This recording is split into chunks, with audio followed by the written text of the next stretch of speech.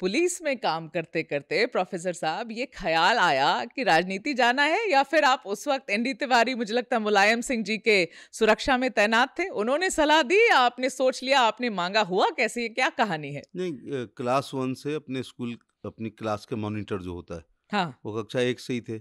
जब उसमें वही होता है 10-10 पैसे की फ़ीस को इकट्ठा करना, टीचर को देना। हाँ, हाँ। फिर छात्र राजनीति में इलेक्शन चुनाव लड़ा हूँ मैं, स्कूल में?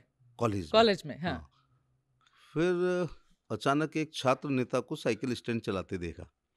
हम हेकड़ी साइकिल स्टैंड? हम हेकड़ी में गए, साइकिल के पैसे माँगे तो मैंने कहा हम छात्र नेता हैं, तो उसने कहा हम भी छात्र नेता होते थे। तो पता चला विश्वविद्यालय के कभी 30 साल पहले प्रेसिडेंट रहे हैं, टिकट एमएलए की मिली नहीं, नौकरी की नहीं। तो ये तो मुझे उस दिन से एकदम चेंज आया कि नहीं, मैं तो नौकरी करूँगा। नौकरी है वो 35 साल, 33 साल, 32 साल, 37 साल की गारंटी है। और राजनीति कभी 6 महीने, कभी 13 दिन की, कभी 13 महीने की। आपके जानने वाले ऐसे हज़ारों लोग होंगे जो कुंटलों कलफ लगा चुके होंगे, जी, पार्षद की टिकट नहीं मिली होगी। तो जी। मैं फिर पुलिस में चला गया। लेकिन वहाँ जाके अपने को ऐसा महसूस किया कि मैं इसके लिए नहीं हूँ। उसमें सबसे कितने समय थे आप पुलिस में? 10 कितने साल साल? ट्रेनिंग 10 लगा के साल आप 10 साल। थे।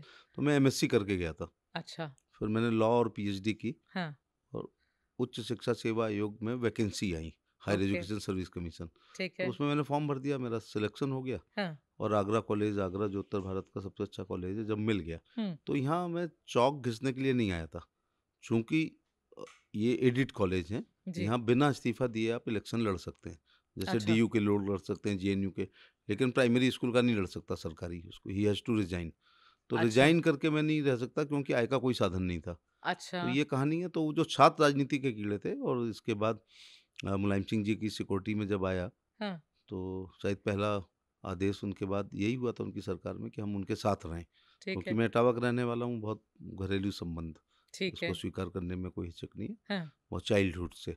अच्छा, तो फिर जब सिलेक्शन हो गया तो एक बेस था, सहारा था हुँ, कि एक पार्टी तो तय हो ही गई कि समाजवादी पार्टी हाँ, देगी। फिर मुलायम सिंह यादव जी ने, मैंने 3 फरवरी 93 को आगरा कॉलेज ज्वाइन किया है, हाँ, और 25 जुलाई को हाँ, मुलायम सिंह यादव यूथ ब्रिगेड का स्टेट प्रेसिडेंट बना दिया। तो अच्छा, एक प्लेटफॉर्म मिला। फिर बने तो बहुत हैं, मुझे आज भी मेरे बाद के मेरे को अध्यक्ष ही याद नहीं है, समाजवादी पार्टी में रहते हुए, कि यूथ ब्रिगेड के अध्यक्ष कौन है, मेरा ही फ्रेंड था। लेकिन हाँ, उस समय लोग जानने लगे थे कि ये हरियाणा की ग्रीन ब्रिगेड की तर्ज पर बनी थी, ओके, जो देवीलाल जी की थी। हाँ।